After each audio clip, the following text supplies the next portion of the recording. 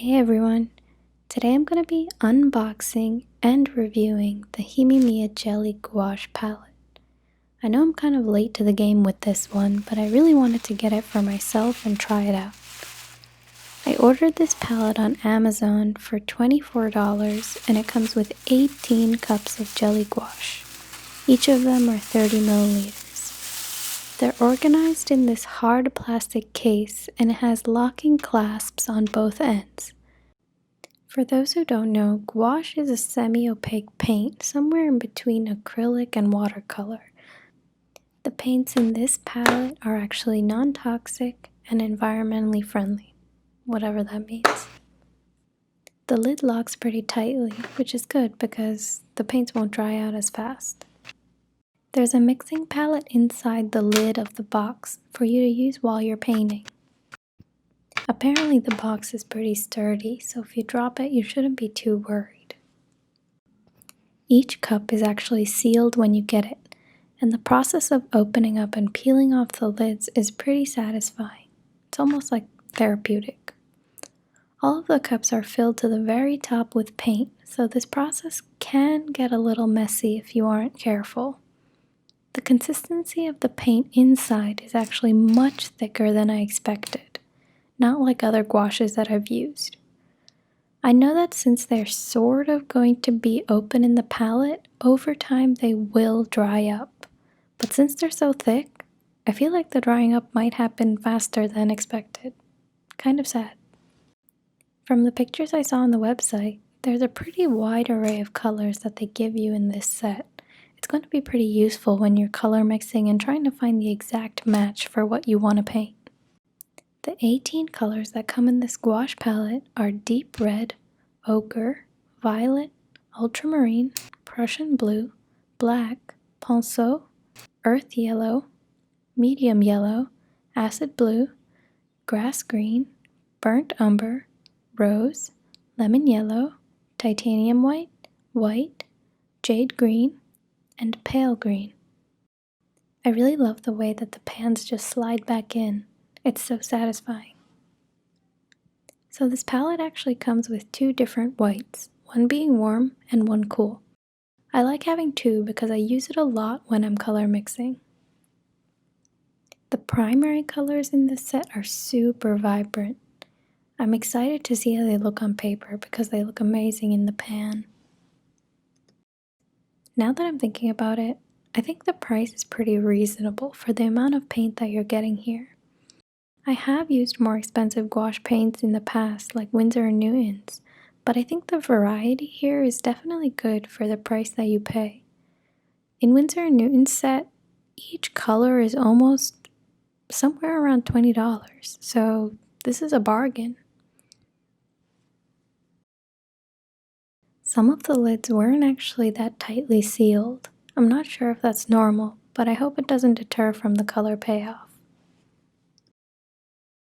The more that I open them up, the more they look like sauce packets, or maybe pudding cups, or even those little jellies that come in the cups in the Asian market. But I definitely don't recommend you eat them.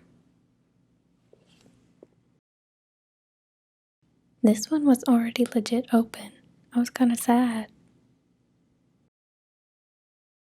Alright, last one. But seriously, doesn't it look like ketchup?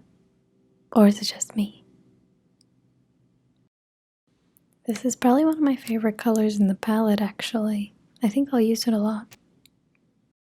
Even if the paint doesn't turn out to be amazing, I think it looks really pretty together.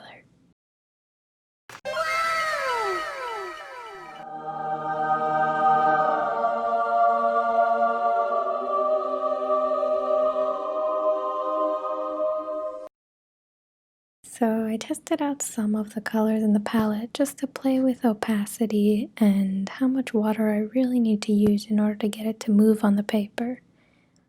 Yeah, I didn't swatch all the colors. Hate me.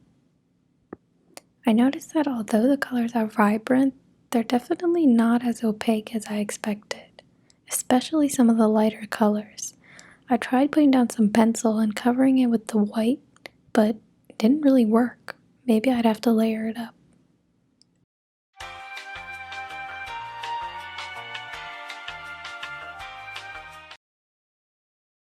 Okay, on to the real demo.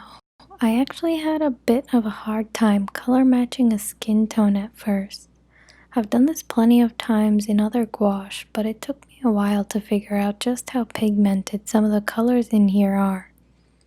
Though they're definitely bright in the palette, the pigmentation really isn't as high as I'm used to. I do, however, like the consistency when I apply this to the Bristol paper. Basically, when you're painting with gouache, the ideal texture for your mixed paint, in order to achieve a full opacity without being extra thick and chunky, is something like runny yogurt. It's been a while since I've properly painted a portrait, so I was kind of on the struggle bus with this one for a bit. Let's just say I wasn't going for something realistic and call it a day. So, although these paints do dry quickly on the paper, one thing to keep in mind is that when you're working with gouache, unlike acrylic, the colors you lay on top tend to mix with whatever's underneath them. So you have to be pretty careful about where you place your highlights and shadows. I was kind of afraid while using the cups to dip in with my brush itself, so I kept dipping the butt end of my brush into the cup to scoop up paint and bring it over to my mixing tray. I'm not obsessive compulsive, but I just like my art supplies to stay clean. Let's see how long this lasts. For somebody who likes the really smooth texture in paint, I think that these are super easy to blend and you won't have any problems there, but you can also make your work look blocky if you want to do that. There's a lot of possibility here.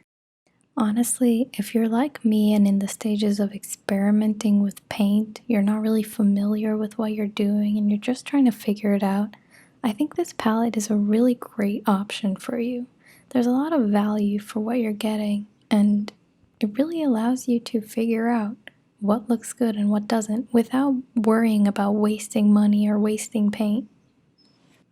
I mean, yeah, dipping into the pretty palette hurts, but at least it's not a $200 palette, right?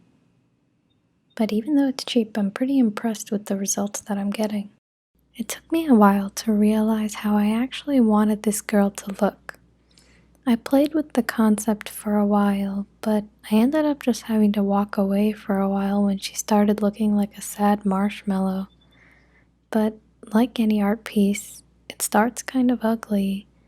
And the more you work on it, it begins to look not as ugly, I think.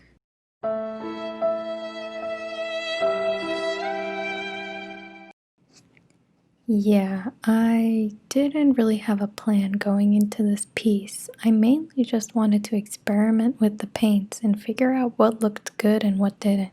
So all of these elements that I started painting around the girl were pretty impromptu. But I've liked the idea of koi fish and two koi fish swimming around a person for a while, so I decided to kind of execute it. I will say though that the more vibrant colors in the palette definitely look prettier on the paper.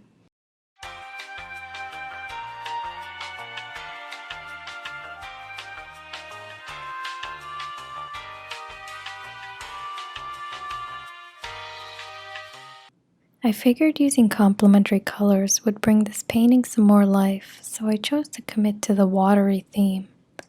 I was going for more of an impressionistic vibe with the background. Also, I know, I committed the sin. I dipped the brush. Loser. Look at the blue. Loser. I ruined it. Loser. I know, come for me.